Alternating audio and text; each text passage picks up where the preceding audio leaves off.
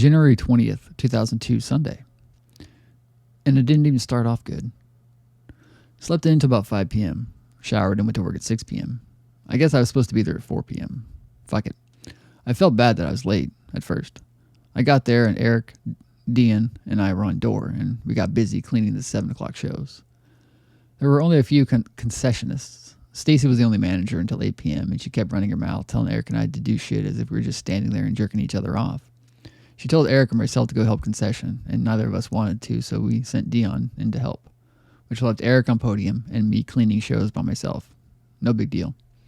I was supposed to go up and help in box as soon as all the shows were cleaned. I got up there, and Lance no longer needed any help. Then Stacy comes in and tells me that I needed to go do something, sweep the lobby or something, which I was just doing before I went up to box. I had the broom in my hand and all, and she said to me, "I'm not very happy with you or Eric right now." So I told her, "Fuck you," about 3 times, and I felt better. Then Mr. F got there and keeps talking down to Eric and I because Stacy didn't have the fucking courage to do it. Eric and I did our jobs perfectly tonight. Fuck them. Saw and talked to Jennifario tonight. She finished...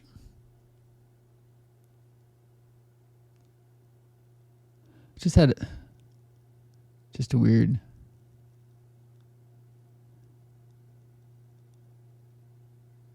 I know trying not to edit... No, shit, I don't want to ruin anything. It's like I had this idea, just these weird things about like... reading a journal entry from 2001. And it's 2023. And like these things that happened in 2001, or I guess this is 2002, knowing what happens years later in like 05, 06, 07, 08, 09, you know, in the same exact situation. You know what I mean? It's like this manager, fuck it. This manager Stacey's pissed off at us because she's supposed to be authority over us. And then Mr. F, a manager, is supposed to be authority over us. And, you know, and Eric and I felt like we were doing our jobs fine. And we were. And, like, the weird part is, but the good part is, you know, while Eric and I were, you know, sort of not really managers, but projectionists and did door and did everything else. And we had this authority above us. It's just weird to look back and know that this is 2002. And by like 2005, 6 to 2013, essentially, the management was Eric and I, and then his sister, and a couple other people who were still there. Like, we were the authority years later. So these people who had authority over us in 2002 were gone. They didn't last. They didn't stay. But then, you know, a decade later, you know, Eric was still there, and I was still there, and we were the authority. It's just strange. I don't know. So even in like 2006, thinking back to 2002 is a weird thing.